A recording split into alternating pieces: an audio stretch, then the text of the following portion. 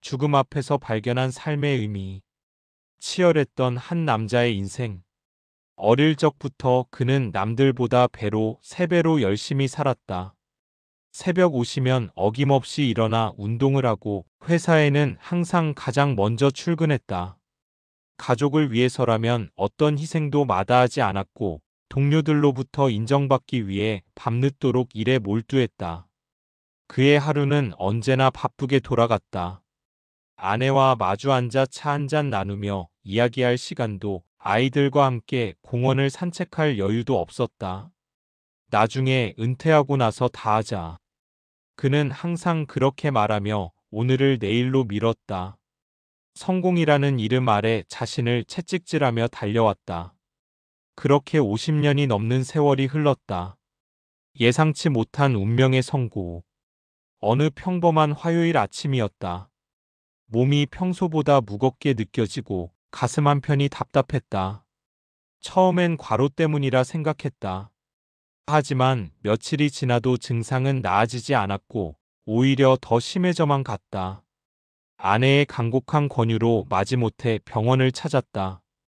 정밀 검사를 해보겠습니다. 의사의 표정이 심상치 않았다.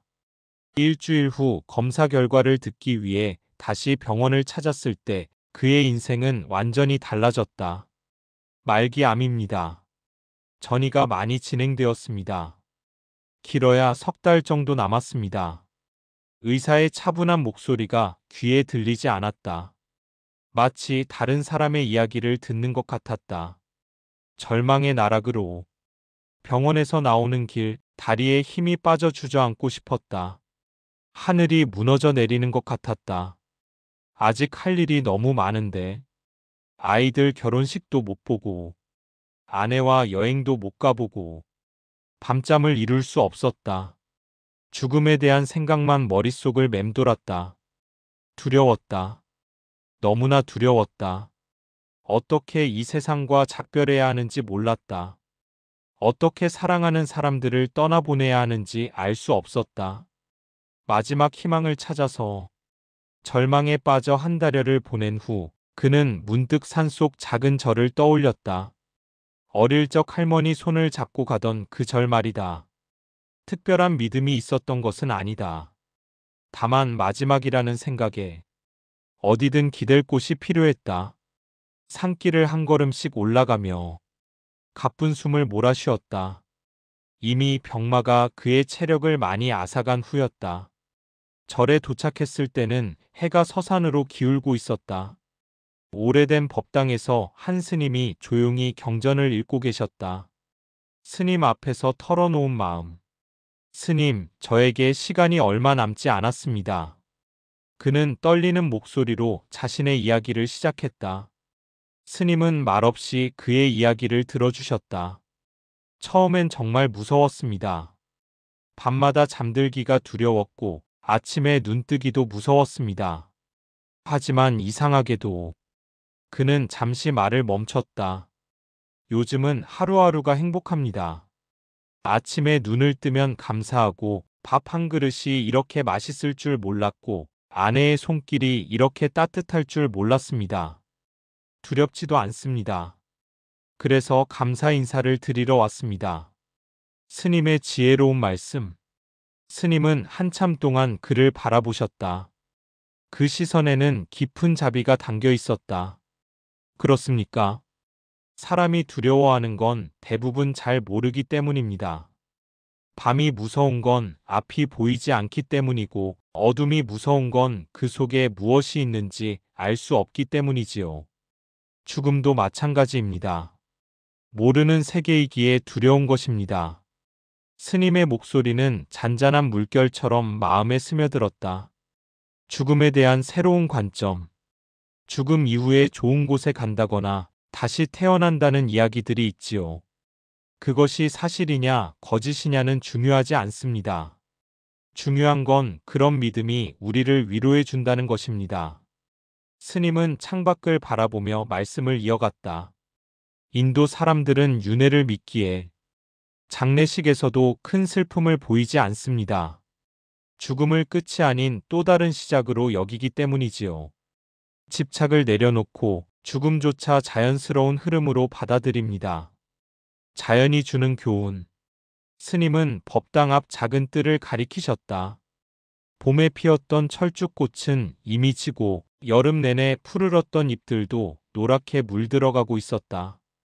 저 꽃을 보십시오. 꽃이 피면 언젠가는 집니다. 잎이 나면 언젠가는 떨어지지요.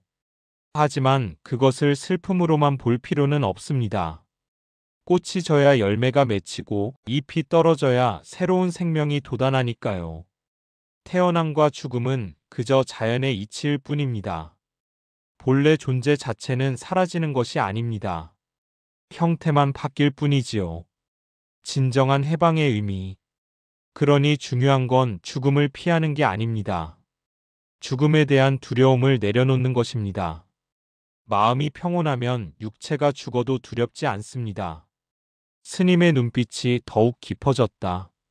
예수님이 십자가 앞에서도 두려워하지 않으셨던 것처럼, 부처님이 열반에 드실 때도 평온하셨던 것처럼 죽음을 받아들일 때 비로소 진정한 자유를 얻을 수 있습니다. 두려움에서 자유로워질 때 비로소 온전한 삶을 살 수 있는 것이지요. 마음 깊은 곳에서 일어난 변화. 그는 스님의 말씀을 들으며 눈시울이 뜨거워짐을 느꼈다. 하지만 그것은 슬픔의 눈물이 아니었다. 깨달음의 눈물이었다. 감사의 눈물이었다. 그렇습니다. 저는 지금까지 죽음을 두려워하느라 정작 삶을 제대로 살지 못했네요.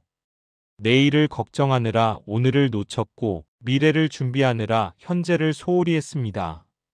이제야 알겠습니다. 진짜 삶이 무엇인지. 새로운 삶의 시작. 그날 이후 그의 삶은 완전히 달라졌다. 매일 아침 눈을 뜰 때마다 오늘도 이런 아름다운 하루를 주셔서 감사합니다. 라고 중얼거리며 하루를 시작했다.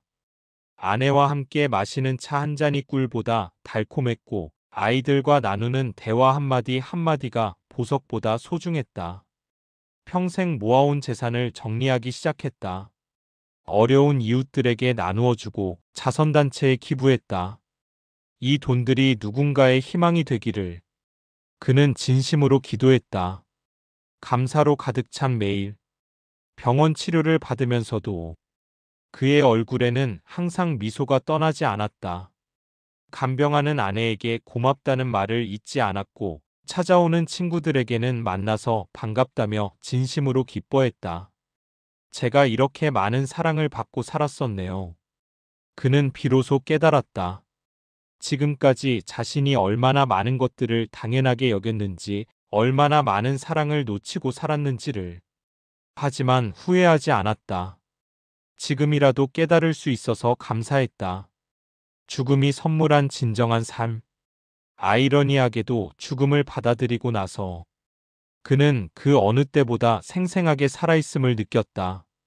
바람 한 줄기가 뺨을 스치는 것도, 새들의 지저귀는 소리도, 아내가 건네주는 물 한 모금도 모든 것이 선명하고 소중했다. 이것이 삶이구나. 이것이 진짜 사는 거구나. 그는 매 순간을 온전히 느끼며 살았다.